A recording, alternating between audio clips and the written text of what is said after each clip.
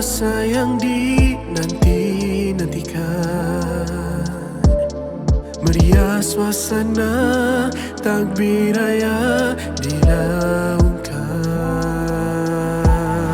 Ku mohon ampun atas setiap salah silaku, segala kata yang pernah mengguris hatimu. Hapus semua pertengkaran lama, berdamai semula di hari mulia bersama-sama.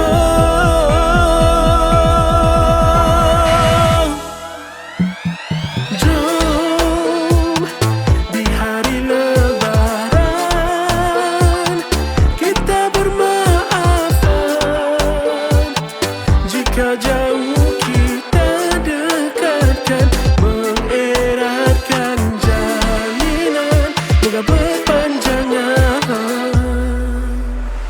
Syukur masih diberi kesempatan ini, menatap wajah yang amat ku rindui. Hapus semua pertengkaran lama, berdamai semula di hari mulia bersama-sama.